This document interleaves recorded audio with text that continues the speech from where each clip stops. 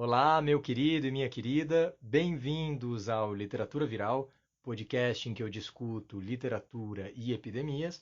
O meu nome é Áureo Lustosa Guérios, eu sou doutorando em Literatura Comparada e Humanidades Médicas, e no episódio anterior você me ouviu falar pela primeira vez sobre a peste. E é claro, eu mencionei Camus, mas eu também falei de Shakespeare e de Boccaccio, e eu falei até mesmo do Alquimista, mas não foi o do Paulo Coelho, foi o do Ben Jonson, um grande autor de teatro elisabetano que em 1610 publicou essa peça que eventualmente nós discutiremos aqui no Literatura Viral. Nós falamos também sobre o que causa a peste, como essa doença se espalha, e eu falei então de ratos, pulgas, morcegos, cavalos, peixe-boi e, por que não, pterodáctilos, né? Nós então discutimos um fenômeno cultural e religioso que mostra para a gente o tamanho do impacto que a peste teve na mentalidade do homem medieval. Nós discutimos o movimento dos flagelantes que percorreram a Europa se autoflagelando, né? Se chicoteando mesmo, no estilo tiazinha ou sadomaso, só que com bem mais chicotada e muito menos couro. E eu discuti também como esses movimentos geraram muita violência e perseguição de minorias, naquele caso judeus e leprosos. E eu falei então sobre como muito das atitudes, do estilo de procissão e especialmente das roupas utilizadas pelos flagelantes vão ser absorvidos pelo grupo proto-fascista Ku Klux Klan, chapéus cônicos, roupas brancas, cruzes, tochas, etc. E depois isso vai ser apropriado no século XX pelos movimentos nazifascistas. No entanto, o meu objetivo em fazer toda essa discussão era chegar no nosso querido escritor dinamarquês Jens Peter Jacobsen, que escreveu um conto que se chama A Peste em Bérgamo, em 1881, que nós vamos discutir hoje, porque não deu tempo no episódio passado, uma coisa que só acontece de vez em sempre aqui no Literatura Viral. E, portanto, nós vamos descobrir hoje se uma chicotada só não dói que nem um tapinha. E para tal, nós vamos ter que falar do cineasta Ingmar Bergman, do poeta Rainer Maria Rilke, do cientista Charles Darwin, do compositor Arnold Schönberg e, é claro, do nosso querido escritor Jens Peter Jacobsen. Simbora!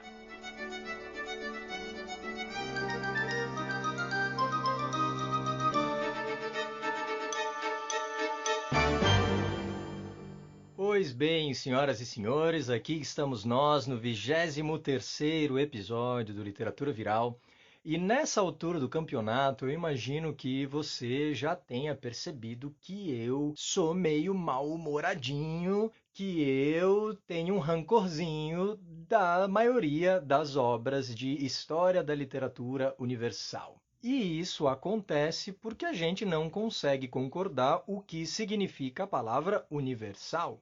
Porque, bom, se você lembra das aulas de física lá do ensino médio, o universo começou muito provavelmente com o Big Bang, que ocorreu em torno de 13,3 a 13,9 bilhões de anos atrás. O universo era muito denso e muito quente até que a expansão começou e ela nunca terminou. O universo é gigantesco, literalmente, não há palavras para descrever o tamanho e a magnitude dessa coisa toda, e ela se expande para algum outro lugar que aparentemente está fora do universo. Alguma coisa um pouco estranha, a gente sabe disso, por causa de um efeito muito simples que a gente aprende lá no ensino médio, o efeito Doppler. Pois bem, visto que o universo é quase infinito, mas se ele não for infinito, ele é muito grande, eu esperaria que a literatura universal fosse a literatura que tratasse do universo, né? Então eu esperaria, quando eu fosse ter aulas de literatura universal, ler escritores não só de todos os lugares do mundo, de todas as idades e de todos os sexos e etc. Mas eu esperaria, inclusive, ler literatura de outros planetas, afinal, e outras galáxias, né? Afinal, literatura universal. E por isso eu fico um pouco decepcionado quando eu pego histórias da literatura do universo que só falam de literatura francesa e inglesa. alguma coisinha dos Estados Unidos, alguma coisinha da Itália, um pouco menos, claro. Como eu ainda não tive contato com os extraterrestres, eu não posso falar em literatura universal, meus queridos. Por isso que eu prefiro usar o termo literatura global, porque eu parto do princípio que a literatura de fato tem que ser global. E é por isso que eu faço um esforço aqui no Literatura Viral para englobar outras tradições que escapam um pouco dessa coluna vertebral que a gente sempre segue. Para mim é muito importante combinar autores de literatura brasileira com autores de literatura estrangeira, porque a literatura brasileira não tem o respeito que ela deveria no cenário internacional. A literatura de língua portuguesa produziu um dos maiores poetas do século XX, se não o maior dos poetas do século XX. Eu sei que isso é polêmico, não precisa me seguir, por favor, com um taco de beisebol, mas a verdade é que Fernando Pessoa é uma das grandes cabeças da história da literatura, e a gente sabe disso no Brasil, a gente sabe disso em Portugal. Mas será que a gente sabe disso a nível global? Será que nos Estados Unidos, na França, na Índia, na China, eles sabem disso? Tenho as minhas dúvidas. E, portanto, embora muitos de nós conheçam Guimarães Rosa, ou Camus, ou Thomas Mann, que são autores que merecem toda a atenção que eles têm, no entanto, nós não conhecemos autores tão bons e tão interessantes quanto, como por exemplo a Zora Neale Hurston, a quem eu dediquei o episódio 18 e aproveitei para fazer toda uma discussão junto com a Juliana do podcast Clássica Sem Classe sobre o espaço das escritoras dentro do cânone. E isso é verdadeiro mesmo sobre escritores que são muito renomados e que chamaram muita atenção dentro das respectivas tradições. Por exemplo, o Nikos Kazantzakis, né, na Grécia, escritor grego do século XX, ou então o Ivo Andrić, grande escritor sérvio, croata, bosníaco, que produziu uma obra fascinante, uma das melhores obras que eu já li na minha vida, que é A Ponte sobre o Drina, ou então a própria Sylvia Plath, que talvez desses 4 nomes seja a mais discutida e a mais rememorada. Mas a questão é que são todos grandes escritores e escritoras que produziram obras fascinantes, ricas, complexas, poéticas e que merecem maior espaço dentro do cânone. E o buraco é ainda mais embaixo, porque um cânone que queira falar de literatura, ponto, não de literatura brasileira, de literatura italiana, de literatura nigeriana, um cânone que queira falar de literatura sem nacionalidade, ele tem que, por definição, ser global. Ele tem que, por definição, incluir o mundo inteiro. E é claro que fazer literatura global não é fácil. A literatura é escrita em línguas, as línguas têm que ser traduzidas. Nós temos uma longa história de escritura da literatura que é nacional e que é separada em escolas nacionais, e isso dificulta um pouco o trabalho. Os nossos cursos no ensino médio ou na universidade, com grande frequência, também são organizados respeitando fronteiras nacionais, que são fronteiras abstratas que a literatura não respeita, né? A gente pode usar como um ótimo exemplo a obra do Guimarães Rosa, que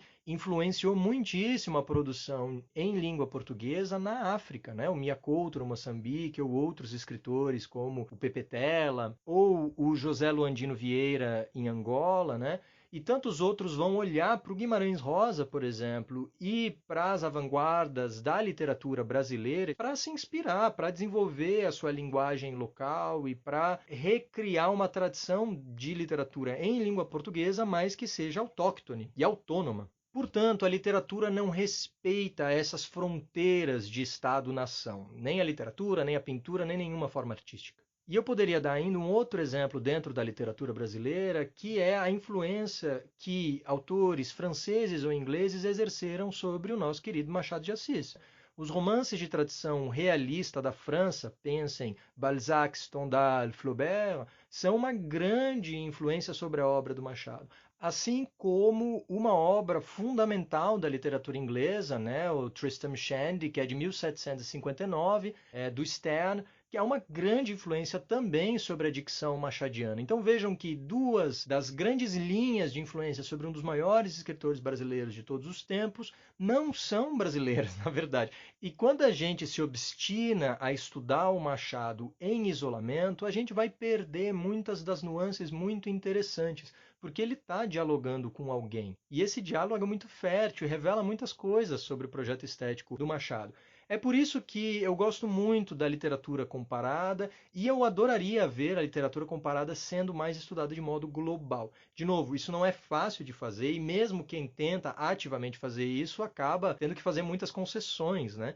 Então vejam que no literatura viral, até agora, eu tento equilibrar homens e mulheres, o que eu não consigo tão bem, né? Eu falo majoritariamente de homens aqui, eu estamos na faixa dos 70, 30%. Idealmente eu chegaria a 50 e 50. Assim como eu ainda não consegui discutir autores africanos ou autores asiáticos, mas nós chegaremos lá. Daqui a pouco eu estou preparando um episódio sobre o Lu Xun, grande escritor vanguardista chinês, e eu eventualmente quero discutir livros do Pepe Tela, que eu já falei de muitos escritores e escritoras brasileiros, mas ainda não de outros países da América do Sul e Central, mas nós chegaremos lá. Garcia Marques, ele que nos aguarde. Mas eu faço sim um esforço para englobar essas outras tradições, né? Eu discuti, por exemplo, a influência da arte africana sobre o cubismo no episódio 13, falei sobre ideologias orientalistas no episódio 15, quando a gente fala sobre a Mary Shelley, e nós discutimos sim tradições alternativas no Japão e no mundo islâmico, quando a gente discutiu a história do gênero da ficção científica no episódio 16, e mesmo dentro daquilo que a gente vai categorizar como literatura europeia exclusivamente, eu tento pegar um pouquinho de cada tradição, né? A gente falou do Maupassant, que é francês, mas também falamos do Giovanni Verga, que por mais que seja literatura europeia, a literatura italiana moderna não tem tanta relevância no cenário internacional assim, ela não é tão discutida. Ela é relevante, mas ela não é discutida. Nós já falamos da Noruega, por exemplo, em duas ocasiões, quando a gente discutiu o Ibsen e o quadro do Christian Krog, que eu comparei com um poema do Manuel Bandeira. E hoje nós discutiremos o nosso primeiro autor dinamarquês, o Jens Peter Jacobsen, que é um autor muito renomado e muito influente, mas que a gente nunca ouviu falar, que é um completo desconhecido, na verdade. Ele é um ilustre anônimo. E ele, então, é a nova adição nesse projeto caótico do Literatura Viral, que é o de criar um mosaico da tradição literária e artística a nível global, se possível. É claro que isso é muito ambicioso e, sinceramente, megalomaníaco, mas não custa tentar, né? E eu organizo essa tradição tentando olhar para escritores e escritoras de todas as partes. E o meu critério de organização aqui não é cronológico, não é nacional, como normalmente é o caso. O meu critério de organização é temático, né? Eu escolhi um eixo, um tema, que são as doenças e as epidemias e como elas aparecem, como elas são manipuladas por autores e autoras em diferentes tradições literárias e não só, porque eu já mencionei aqui que eu vou ter que mudar eventualmente o nome do podcast para cinema, escultura, pintura, literatura, dança e fotografia viral e outras coisinhas mais, porque o meu objetivo aqui também é fazer uma proposta que é multimediática. E eu acho que a melhor forma de resumir tudo isso é empregar a frase que eu sempre uso aqui, que é eu vim para confundir.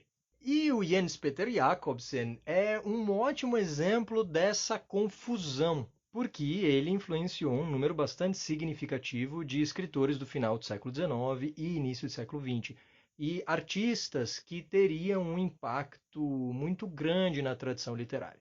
E eu gostaria de começar a discussão hoje, na verdade, mostrando um comentário do Rainer Maria Rilke, o Rilke, o grande poeta do início do século XX, que escrevia em alemão, mas que na verdade nasceu em uma instituição política que não existe mais, o Império Austro-Húngaro, né? Então ele seria do equivalente do que é hoje a República Tcheca, mas ele falava alemão, a língua mãe dele era alemão. A dissolução do Império Austro-Húngaro é que criou um pouco esse cenário que às vezes é um pouco confuso, né? Como Kafka também, né? Que cresceu em Praga e é de Praga, mas escrevia em alemão. Então a gente sempre fica um pouco confuso aonde colocar esses escritores que nasceram no Império Austro-Húngaro. E o Rilke é uma figura muito importante para a gente pensar na história intelectual do final do século XIX, especialmente do início do século XX, né?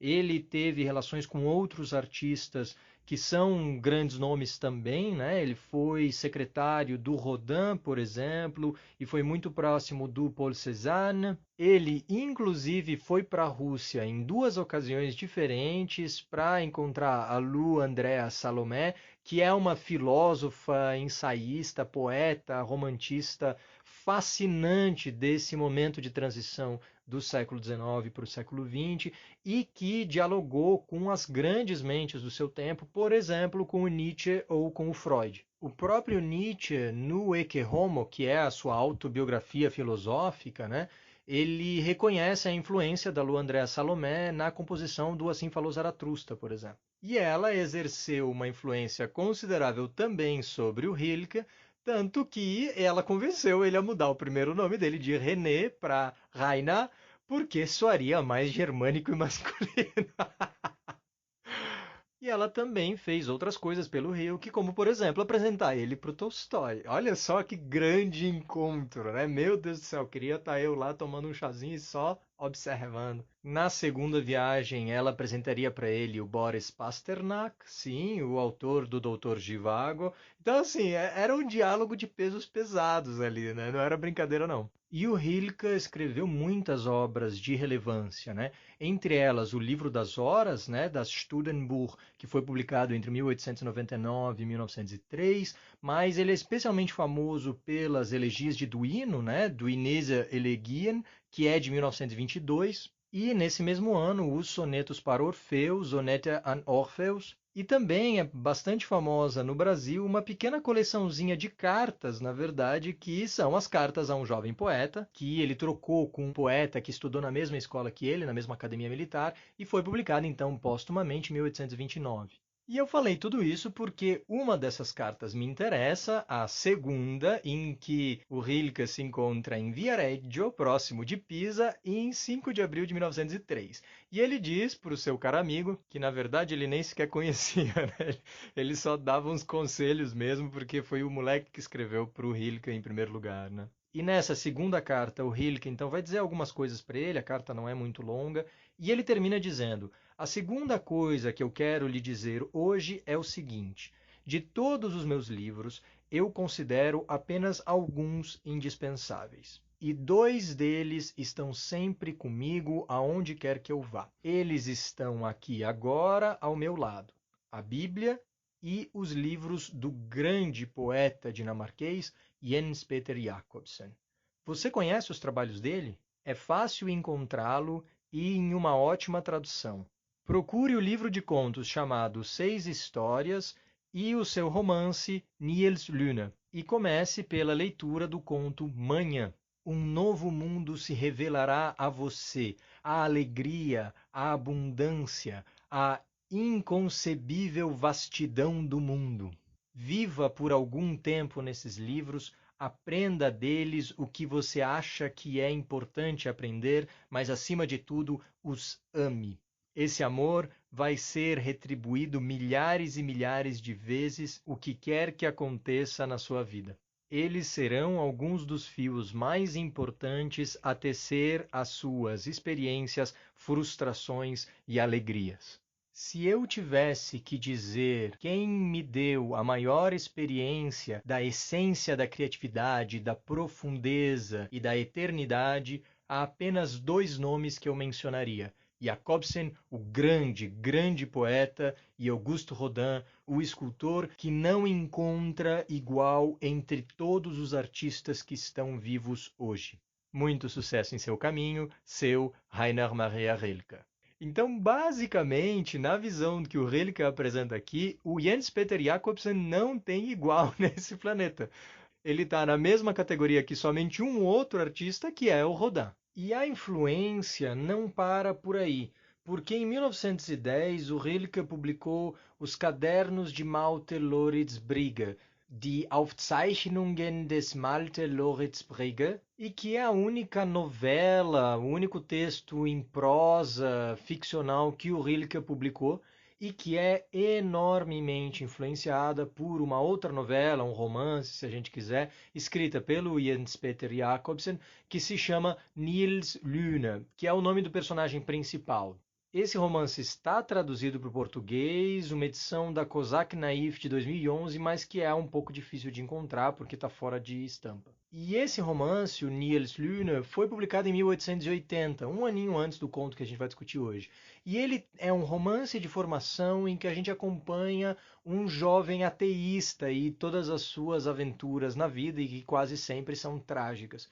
E esse personagem vai dar muito o tom de época para o final do século XIX e vai ser um personagem que vai ressoar para muita gente. O próprio Stefan Zweig, que é o autor suíço e que morou no Brasil, inclusive, ele tem um livro que é Brasil, o País do Futuro, que sempre foi, o bom é que o futuro do Brasil nunca chega, né? Mas sempre foi para o País do Futuro. E o próprio Stefan Zweig vai dizer que o Niels Lune foi o grande personagem dessa geração de artistas formada nos anos 80 e 90 do século XIX. Ele é uma mistura de Hamlet com Werther na formulação do Stefan Zweig. E ele certamente vai influenciar muitíssimo o Rilke, que está falando, menciona esse texto especificamente na segunda carta dele ao tal do jovem poeta. E há ainda uma outra carta do Rilke, dirigida dessa vez ao Rodin, que ele disse, né, ele considera o maior artista vivo, ele não tem igual no mundo. E o Rilke diz nessa carta para o Rodin que a primeira vez que eu li Niels Lune, me propus a encontrar o autor e fazer o possível para converter-me em um amigo seu. É um livro inesquecível. E vejam que ele diz a primeira vez que eu li, o que implica que ele leu outras vezes. O que faz todo sentido, porque em 1910, com os cadernos de Malte Loritz Brega, ele vai enormemente reformular a história do Niels Lune e vai ser muito influenciado. Isso é muito claro para quem lê as duas obras. Embora elas sejam publicadas com 30 anos de distância, elas estão em um grande diálogo. E essa influência não se restringe só ao Rilke ou ao Stefan Zweig, porque o próprio Thomas Mann, especialmente no início da carreira, quando ele vai produzir obras como o Tonio Kröger, também vai estabelecer um diálogo muito claro com o Niels Lune, e esse diálogo vai reverberar ao longo do século XX, porque o próprio Tonio Kröger,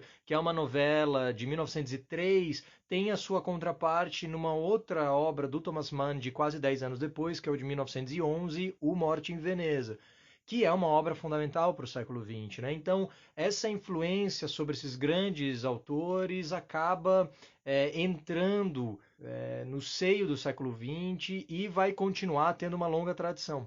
E esse eco, essa influência indireta que o Jens Peter Jacobsen vai exercer na arte do século XX perpassa não só o Thomas Mann, mas também outros autores, como D.H. Lawrence, que foi influenciado por um outro romance do Jens Peter Jacobsen, que se chama Frau Marie Grube, que seria a Senhora Maria Grube.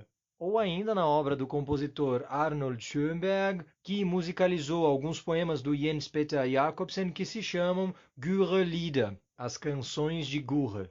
E esse mesmo romance, Maria Grube, também foi uma influência sobre o Their Eyes Are Watching God, Seus Olhos Viam Deus, da Zora Neale Hurston, que nós discutimos no episódio 18. Uma obra verdadeiramente fascinante dos anos 30 do século XX. E a lista continua. Freud, Kafka, Ibsen, Musil, James Joyce, a quantidade de escritores que vão pagar os seus tributos ao Jens Peter Jacobsen é muito grande. Então é verdadeiramente muito interessante parar para pensar que poucas pessoas conhecem esse nome no cenário brasileiro, né? Isso mostra para a gente o quanto interesses editoriais também impactam muito as coisas que a gente lê ou deixa de ler, ou o acesso mesmo que nós temos a certas tradições. Vejam que a Dinamarca não é um país que é marginalizado do ponto de vista político ou econômico. Muito pelo contrário. No entanto, só isso não basta. Em grande medida, isso ajuda muito a marketear a própria literatura, isso catapulta muito os próprios escritores e a própria produção artística, certamente,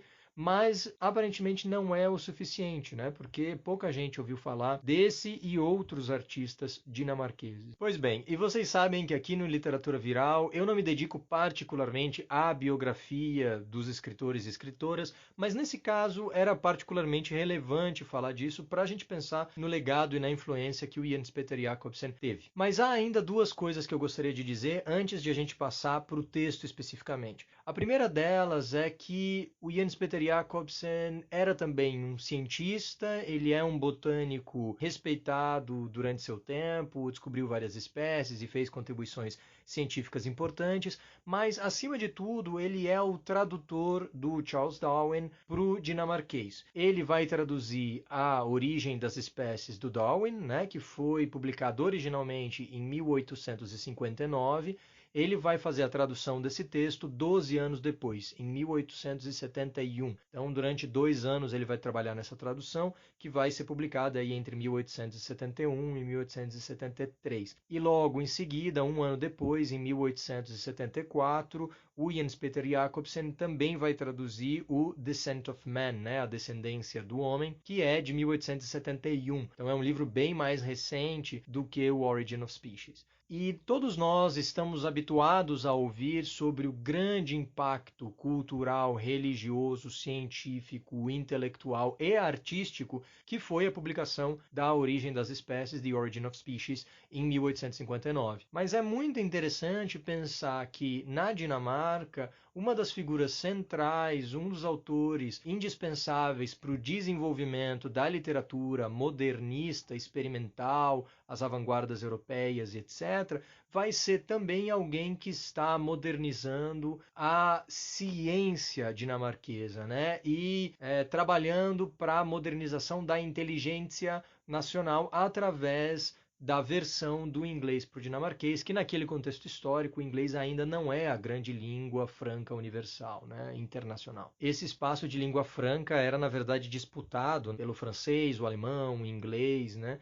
É por isso que nos livros do Tolstói, por exemplo, nós vemos essas grandes festas aristocráticas em que todos são russos, eles estão na Rússia, mas ainda assim entre eles falam francês. E é muito comum coisas parecidas acontecerem com outras traduções linguísticas, né? O alemão, o inglês também, mas ainda o inglês não se transformou na grande língua de comunicação internacional que ele certamente é hoje, né? Então, para resumir, o Jens Peter Jacobsen não é apenas um autor de relevância artisticamente, mas também cientificamente e tem um impacto para a história da cultura que é bastante importante. Além disso, finalmente, como curiosidade, ele contrai tuberculose e sofre disso a partir de 1870 e ele eventualmente vai vir sim a morrer de tuberculose em 1885, quando o Rilke tinha 10 aninhos. Então, o Rilke menciona para o Rodin que ele gostaria de ter conhecido Jens Peter Jacobsen,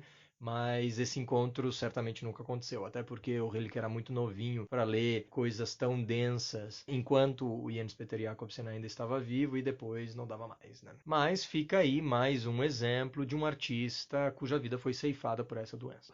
Então tá bom, chega de carícias preliminares, vamos pro que interessa, que é o tal do conto A Peste em Bérgamo de 1881. E esse conto aparece em um livro com outros contos que se chama Manhã, que é justamente o livro a que o Rilke faz menção na carta ao jovem poeta. Se trata de um conto muito curto, de 3, 4 páginas, não muito mais que isso, e que não está traduzido para o português até onde eu consegui averiguar. Eu sei que o conto foi traduzido para o italiano, para o francês e para o inglês, mas não tenho notícias de uma tradução em português. E essa dificuldade de acesso editorial, a falta, a inexistência de traduções é justamente uma das grandes barreiras e um dos grandes empecilhos que dificultam o tipo de proposta que o Literatura Viral tenta exercer, que é o de uma literatura global.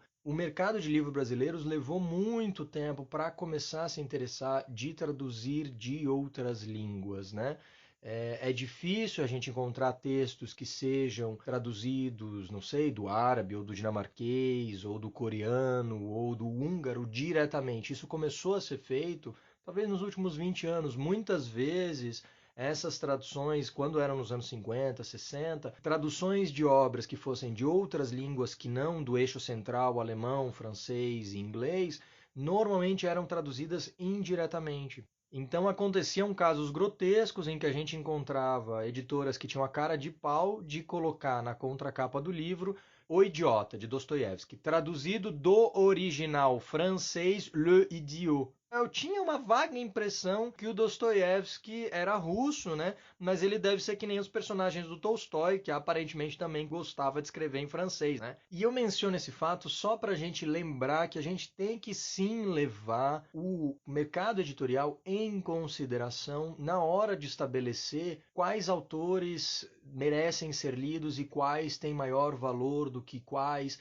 porque tudo isso influencia. A literatura não é feita só de escritores e textos. A literatura é feita de escritores, de textos, de leitores, de editores, de censores, de tradutores. É muito mais complexo. Existem muitas outras entidades que vão agir sobre esse produto final, que é o livro que a gente vai ler, que merecem ser pensadas também. E esse ímpeto de ir traduzir os textos em língua original e de tradições menos praticadas ou menos mencionadas, menos prestigiadas, é uma coisa que tem melhorado muito no Brasil, né? Editoras que têm se dedicado a isso mais e mais. A editora 34 faz um trabalho esplêndido com relação a isso, especialmente das traduções do russo.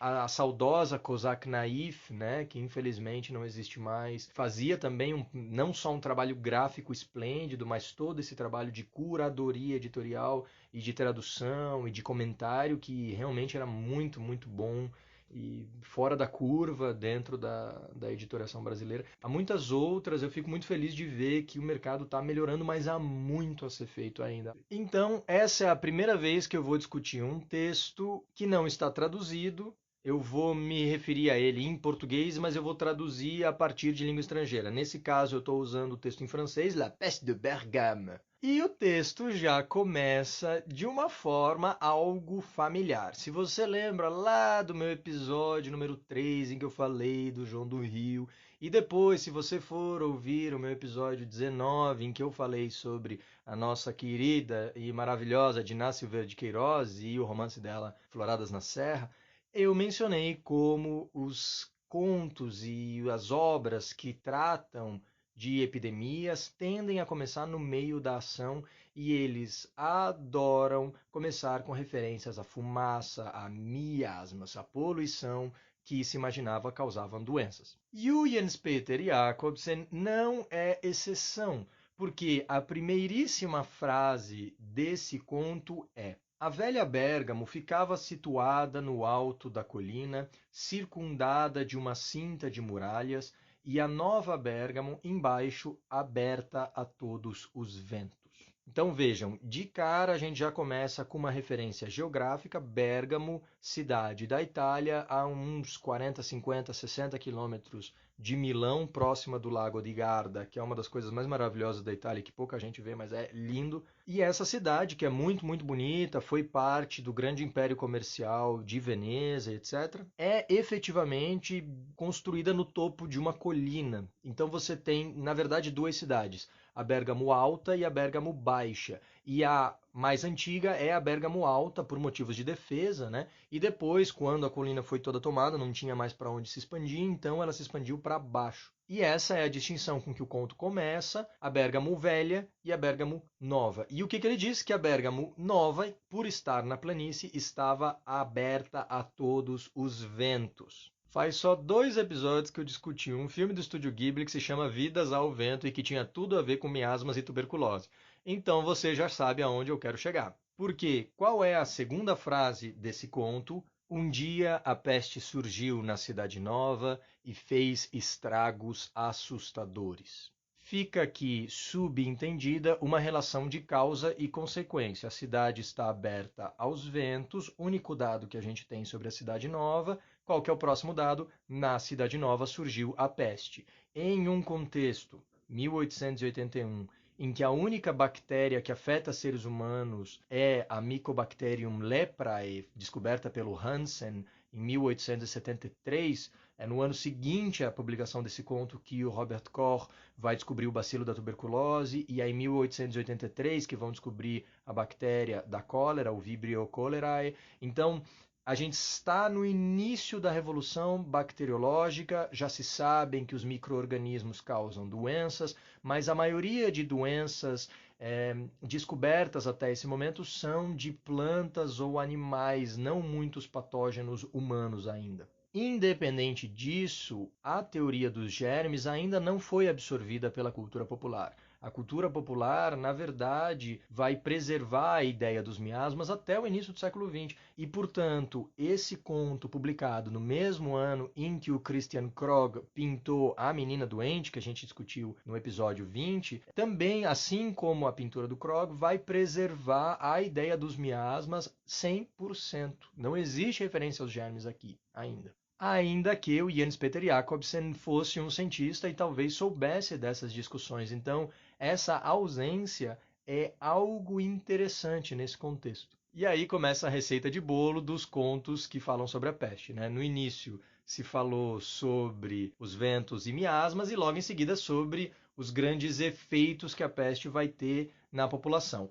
E o texto vai dizer: uma multidão de gente pereceu. Aqueles que sobraram fugiram para todos os lados. Quando não há nada que você possa fazer contra a doença, não há remédio, a única prevenção possível é o distanciamento social e, portanto, o pessoal foge. E os habitantes que sobram são os da cidade velha, que estão no topo da colina e que ainda não foi afetada pela peste. O que eles vão fazer? 2 pontos. Os habitantes da velha Bérgamo colocaram fogo na cidade abandonada para purificar o ar. Mas isso não serviu para nada, porque logo em seguida a peste se apresentou também entre eles, e o número de vítimas aumentava todos os dias. Então vejam que a relação que ficou subentendida entre a primeira e a segunda frase, uma relação de causalidade entre ventos e peste, agora é confirmada, porque eles botam fogo na cidade justamente como tentativa de purificar o ar. E isso também mostra uma outra coisa que eu já falei aqui em outras ocasiões, que é a coexistência de diferentes cataclismas quando a gente fala de doenças em literatura. Ela muitas vezes vem acompanhada de algum outro tipo de catástrofe. O furacão e a raiva, nos seus olhos viram Deus, que nós discutimos no episódio 18, e aqui, nesse caso, um grande incêndio que é colocado de propósito na Cidade Baixa, né? Aí o texto vai discutir como muitas pessoas vão tentar fugir da Cidade Velha, mas não é possível, porque já se espalhou a notícia de que a cidade de Bérgamo está empesteada e, portanto, os que acabam saindo da Cidade Velha um pouco atrasados, digamos assim, acabam tendo que se refugiar em cavernas como se fossem bestas selvagens, diz o texto, porque as pessoas que vivem nas outras regiões que circundam a cidade não permitem que eles passem, né? Não, que se chama nesse caso um cordon sanitaire, né? Você impede que as pessoas saiam daquela cidade. Então seria um equivalente a um lockdown que é imposto pelas populações vizinhas que não querem se infectar de peste. E portanto, então as pessoas ficam trancadas na cidade, elas não podem ir para outro lugar e por mais que a peste esteja presente entre eles, eles ficam todos lá esperando pelo melhor.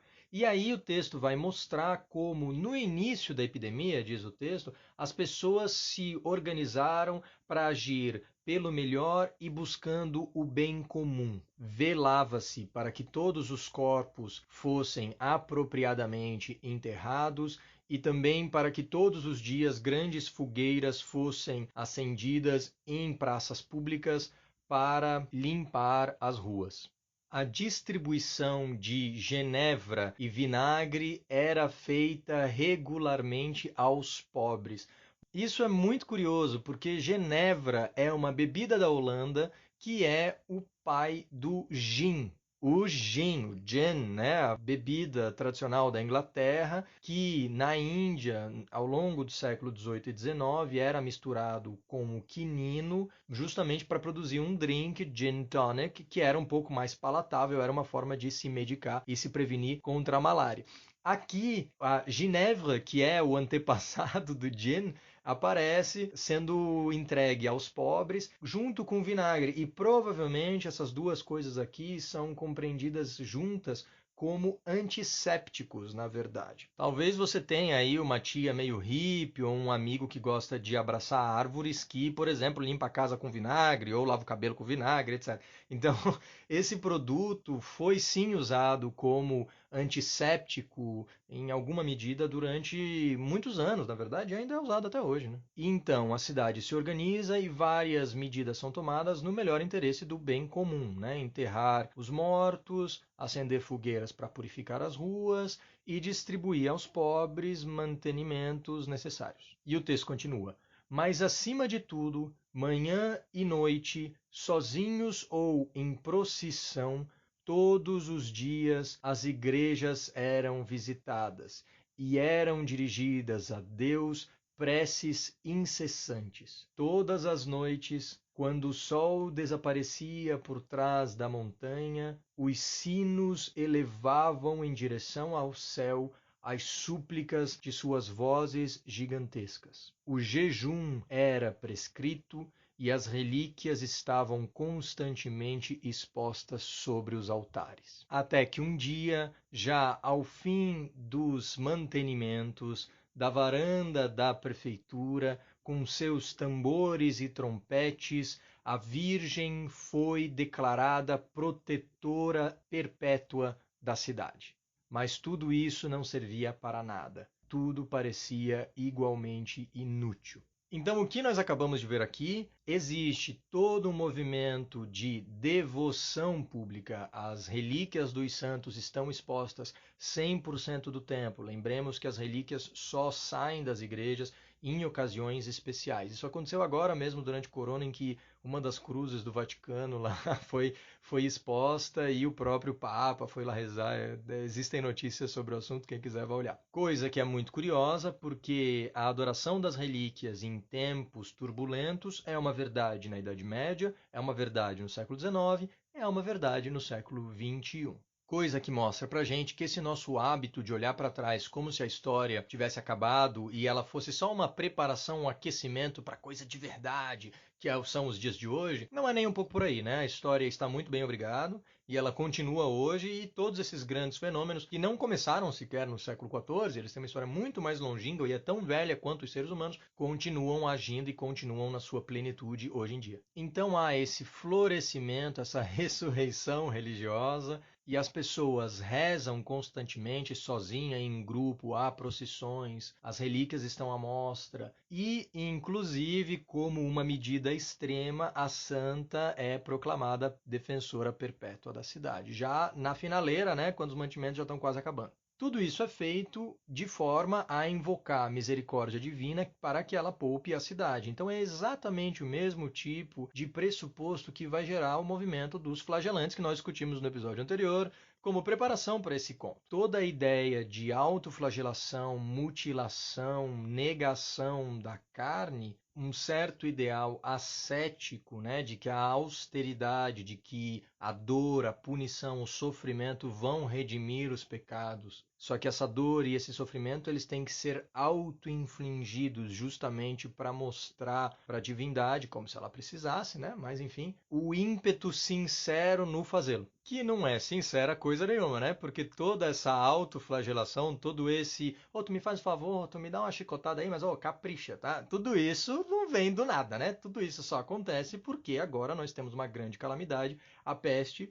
Tá todo mundo com medo de morrer da ditacuja e, portanto, existe toda essa comoção pública que não revela um arrependimento sincero, mas sim uma vontade de fugir das consequências, na verdade, fugir da punição. E a prova viva disso é que há uma mudança de comportamento radical na população de modo geral. Cito: quando os habitantes perceberam que o céu não podia ou não queria socorrê-los, eles não cruzaram apenas os braços, resignando-se ao inevitável, mas ocorreu uma mudança assustadora entre eles. E então, basicamente, há uma mudança radical de pensamento, porque já que nós vamos tudo morrer porque ninguém responde às nossas preces, eu vou viver no sexo, drogas e rock and roll.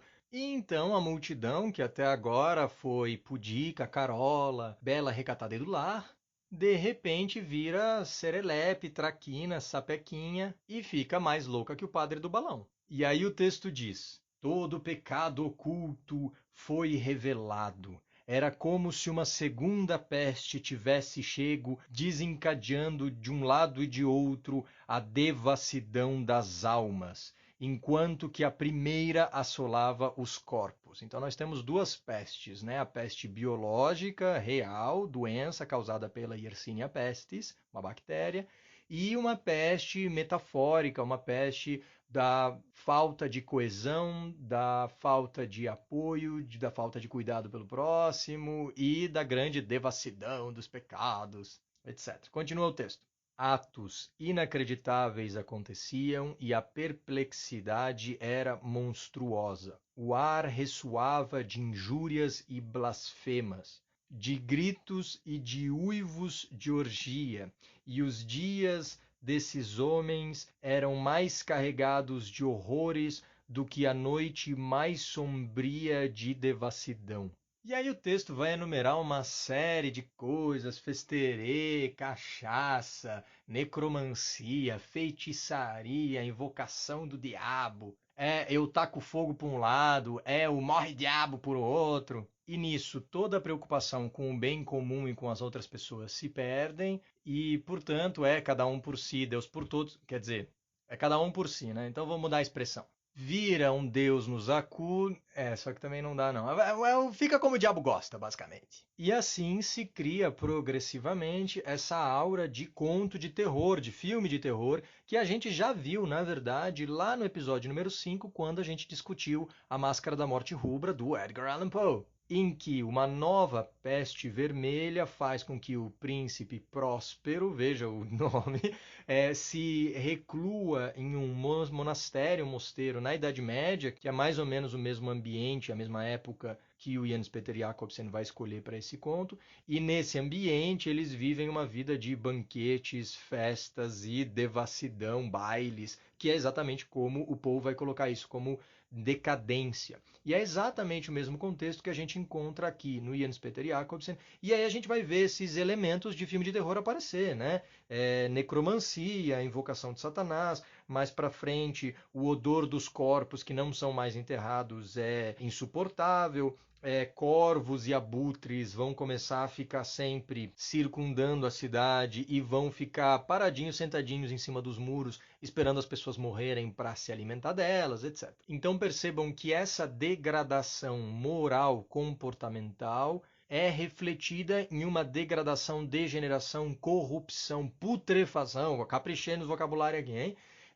Essa putrefação dos corpos. Então, os corpos apodrecendo e se dissolvendo equivalem à moralidade, ética e consciência social que também está se dissolvendo. E o texto vai dizer logo em seguida: e a peste sempre aumentava, o sol queimava a cidade. Durante muitíssimo tempo não havia caído uma gota de chuva sequer, e nem um sopro de vento fora sentido. Dos cadáveres que se corrompiam nas casas e jaziam sem sepultura, se elevava um odor insuportável que se misturava à pesada atmosfera das ruas e atraía para os telhados uma nuvem negra de corvos. Nas muralhas da cidade, grandes pássaros estranhos com enormes bicos, garras poderosas, olhos ferozes e fixos mergulhavam sobre a cidade. Pareciam esperar que ela se transformasse em um enorme monte de podridão. Então esse é o cenário simpático que a gente encontra na cidade de Bérgamo, né? Talvez não desse um cartão postal muito bonito para você mandar para sua família da sua viagem, mas é o que tem para hoje, né? E há toda uma ênfase em como os cadáveres em decomposição vão piorar a situação. Vejam que o sol forte aumenta ainda mais esse fenômeno de degeneração e, portanto, é como se a cidade alimentasse a própria peste. A peste inicial da Yersinia pestis gerou uma peste moral de degeneração e devassidão que faz com que eles não enterrem os cadáveres, que apodrecem e, portanto, geram miasmas que alimentam a primeira peste. Então existe um elemento cíclico em que a própria cidade, na verdade, acaba sendo culpada da doença que a assola. E a chegada desses pássaros, corvos, abutres e etc., que são animais simbólicos, né? Eles vêm como se fosse, de certa forma, uma punição divina, embora eles também venham por motivos naturais, né? Eles são aves de rapina que se alimentam de carcaças, há carcaças, o cheiro atrai eles e, portanto, existe um elemento natural e simbólico, alegórico, sobrenatural ao mesmo tempo. E o texto vai mudar então porque após 11 semanas de duração da peste, então 3 meses praticamente de epidemia, as pessoas da cidade vão perceber, abre aspas, um cortejo estranho que serpenteava pela planície em meio aos muros ennegrecidos e as ruínas e os destroços das ruas incendiadas da Bérgamo Nova. Então eles botaram fogo na cidade lá de baixo e eles veem um cortejo que serpenteia. Vejam que há já uma invocação de um animal peçonhento e venenoso na descrição dessa multidão. E essa multidão era composta de, abre aspas, pelo menos 600 pessoas, homens e mulheres, velhos e jovens, e, dominando toda esta multidão, 2 grandes cruzes negras e largas bandeiras vermelhas como fogo. Toda essa gente cantava e marchava e em ritmos lúgubres que não se faziam entender de longe sobre o ar pesado e opressivo. E quem são esses, meus queridos? Sim, você adivinhou! São os flagelantes. Chegamos no nosso assunto finalmente. Essa multidão é descrita como uma tropa, como uma manada. Então existe uma correlação simbólica entre essa tropa e bestialidade, animais. Eles vão ser também comparados mais para frente com aves de rapina, e eles são descritos como magros, fantasmagóricos, estrangeiros, e pensem que a palavra estranho e a palavra estrangeiro têm a mesma etimologia. Tanto que em Shakespeare a gente sempre lê que quando alguém é um forasteiro, ele é um stranger, tá? Então ele é um estranho, ele é um excêntrico. As duas coisas estão conectadas. E de fato, em um mundo como o da Idade Média, em que as pessoas não viajam, vai existir uma grande variação de lugar a lugar. Então o estrangeiro também é estranho. Porque, né, convenhamos que camiseta florida do Havaí e chinelinho de couro com meia branca até a metade da canela é estranho mesmo. E, portanto, existe aqui um elemento que combina excentricidade e exoticidade ao estrangeiro e, portanto, forma um conceito xenofóbico. E a própria multidão dos flagelantes também vai funcionar, de certa forma, como uma alegoria da peste. Eles próprios são um pouco miasmas, além de serem animais e abutres e etc. Então a gente vê isso em um trecho mais para frente que diz: um odor emana dessa multidão compacta, um cheiro de poeira, suor, de cinzas e de perfume de igreja. Eles não cantam mais agora, eles não falam, e se ouve apenas o som dos pés nus descalços no chão, como o pisoteio de um rebanho. Então vejam que essa manada é descrita de forma bastante antipática, que os animaliza e que os transforma em miasmas, de certa forma. E essa equiparação entre o estrangeiro e a doença, o invasor que traz a doença consigo e, portanto, essa busca por um culpado, por fenômenos naturais que claramente não têm culpados, né? Isso é uma coisa muito normal, muito habitual, infelizmente, não só na literatura, na arte de modo geral, mas em discursos midiáticos, em discursos políticos e econômicos. E eles são particularmente perigosos, especialmente nos discursos políticos, né? Então, todo esse discurso de culpa da China e etc. Porque a culpa implica na vontade de fazer algo efetivamente. Ela implica em uma intenção. E doenças são coisas que acontecem no mundo. Não existe uma intenção por trás de uma tempestade. Ninguém diria que um furacão é culpa da China. E, portanto, não faz muito sentido a gente pensar dessa mesma forma quando se trata de uma doença. especialmente porque a China lidou bastante bem com a sua crise, sendo que há muitos outros países por aí, eu não vou precisar citar nomes, eu imagino, que não têm feito o seu trabalho de forma apropriada, né? Então seria muito bom a gente lembrar aqui nas terras brasileiras que quando a gente aponta um dedo, tem outros três que apontam de volta para a gente. O que vai acontecer então no conto? Essa multidão entra na cidade, se dirige até a igreja, há várias descrições de como o sangue que escorria das suas disciplinas. A disciplina aqui é entendida no seu significado religioso, né? E ela é justamente o equivalente do cilício ou desse tipo de martirização da carne. Um outro trecho vai dizer que as pessoas de Bérgamo se sentiam desconfortáveis na presença desses estranhos. E os flagelantes entram na cidade, se dirigem à catedral. Há então uma grande confusão, porque um grupo que acabava de sair de uma orgia de um cabaré, diz o texto, se coloca no início da procissão e começa a imitar os flagelantes, ridicularizando a ação pia deles.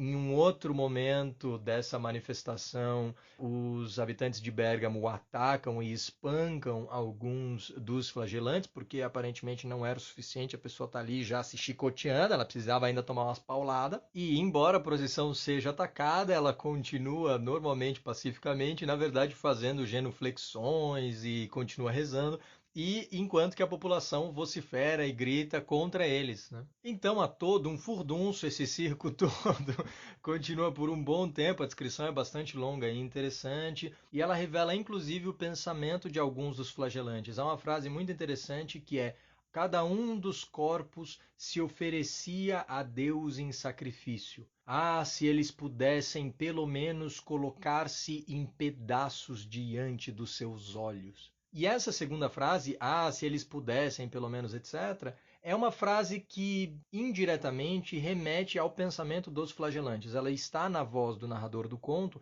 mas na verdade é como se ele tivesse extraído esse pensamento da mente de algumas dessas pessoas, né? Só que esse acesso indireto à mentalidade dos flagelantes revela para a gente algo estranho também, que embora eles pareçam ser muito pios, muito religiosos, há algumas coisas estranhas. Um desses pensamentos, por exemplo, é: ah, ser o escravo de um Deus poderoso e cruel, se arrastar, se sujeitar aos seus pés e ser a sua coisa, não na resignação de uma piedade tranquila e de humilde reza, mas em uma embriaguez, uma raiva furiosa de renúncia, no sangue, nos clamores e sobre as tiras vermelhas de sangue. Então vejam que é o tipo de resignação a Deus que não é a mais comum e não é nem a mais saudável, na minha opinião, né? Tem alguma coisa meio estranha. Eu é que não vou querer fazer parte desse grupo aí, não.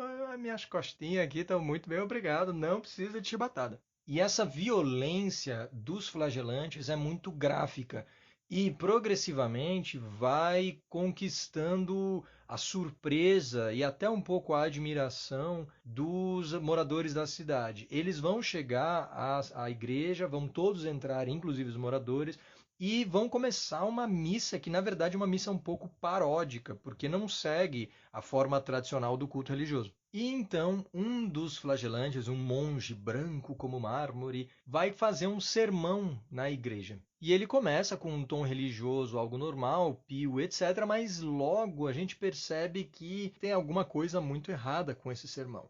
E ele está narrando a crucificação, mas em determinado momento, Jesus, que é descrito aqui como então o nobre Filho de Deus sentiu uma grande ira. Então Jesus crucificado sente um grande ímpeto raivoso, segundo o sermão desse monge flagelante, e ele percebe que a humanidade não é digna de ser salva. E por isso Cristo teria começado a se debater na cruz, segundo esse sermão, e consegue se desgrudar da cruz, arranca os pregos e desce da cruz e inclusive amaldiçoa a humanidade. Ele se comporta como um rei ofendido, diz o texto. E então esse discurso vai se concluir da forma oposta como a gente teria esperado. Esses flagelantes que parecem ser muito religiosos, muito pios e etc., e que se martirizam com disciplinas muito severas e que punem a carne, na verdade vão se revelar completamente fora da casinha, heréticos, né?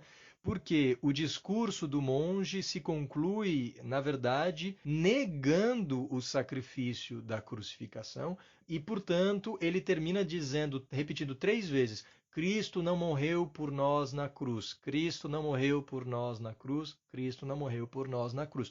Essa repetição tripla, o número 3 é um número muito simbólico e muito importante para o cristianismo, obviamente, e ela está aqui também para replicar a negação de Pedro, que também negou famosamente Cristo 3 vezes antes mesmo da alvorada. Isso é previsto pelo próprio Cristo e isso vem a se confirmar para a surpresa do próprio Pedro. Então, embora esse discurso seja antagônico à teologia cristã, ele está em contraponto. Existe uma relação entre ambas as coisas, mas essa relação é de oposição. E quando ele se cala, o texto vai dizer imediatamente: nas últimas palavras, ele estava debruçado sobre a multidão e parecia deixar cair sobre ela uma maldição. Um gemido de angústia encheu a igreja e nos cantos ouviam-se os soluços. E então o açougueiro da cidade vai gritar, vai sugerir: monge, você quer ser crucificado? E não dá para entender muito bem se essa sugestão do açougueiro é feita como forma de punição por causa da blasfêmia que o monge acabou de proferir, ou na verdade com um modo positivo, porque vejam, é um movimento de flagelantes que querem se despedaçar aos olhos de Deus. Então, na verdade, uma crucificação seria uma coisa positiva aos olhos deles. Então, não dá para entender muito bem o que está acontecendo aqui. Se isso é uma punição ou na verdade é um prêmio. What? Pois é, meus queridos, é estranho mesmo. E o que vai acontecer? A multidão grita 3 vezes: crucifique-o, crucifique-o, crucifique-o. E então existe também esse eco do número 3 novamente, e é exatamente o que vai acontecer. E o texto, na verdade, vai sugerir que se trate de um prêmio, porque qual é a reação do monge ao ouvir que ele vai ser crucificado? Abre aspas. Mas o monge contemplou esse enxame de mãos estendidas, estes rostos ansiosos com bocas escancaradas e escuras, nas quais brilhavam dentes brancos como os dos animais de rapina. Ele estendeu os braços em direção ao céu e, em êxtase estúpido, depois sorrindo, desceu. E nós não assistimos à crucificação, porque nesse momento os devotos flagelantes se giram e começam a procissão para sair da cidade, aparentemente já carregando o monge crucificado. E isso acontece enquanto o sol está se pondo, então existe uma descrição em que as pessoas da cidade veem essa procissão saindo. Lembrem que eu mencionei no episódio anterior, eles nunca ficavam mais do que um dia em cada lugar.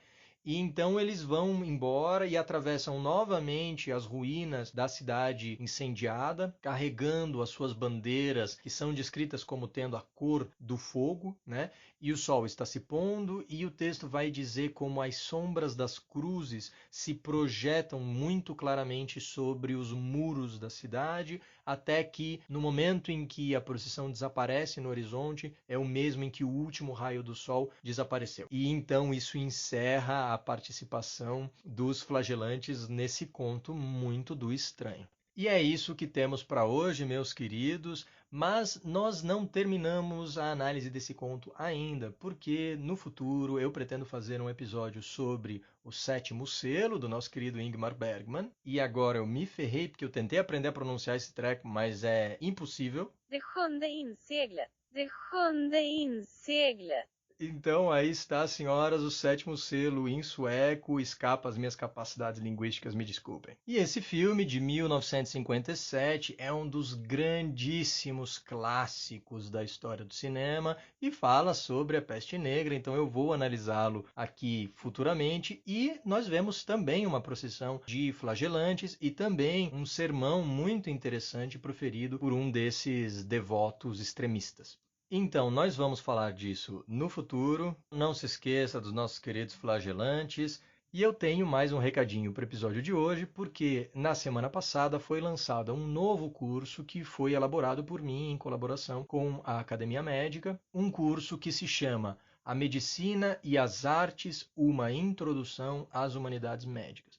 E, na verdade, esse curso tem a duração de 12 horas e ele é super baratinho, ele custa R$ 49, que são destinados ao Hospital Pequeno Príncipe, um dos maiores hospitais infantis do Brasil, que é de Curitiba. Então, o dinheiro que é arrecadado através desse curso é destinado integralmente, 100% para esse hospital, como forma mesmo de engajamento social, que é uma proposta forte que o Literatura Viral tem e que também são valores muito importantes para a academia médica. E a ideia de cobrar esse valor simbólico que é destinado à caridade, na verdade, também é pedagógico, porque se você paga, você faz, né?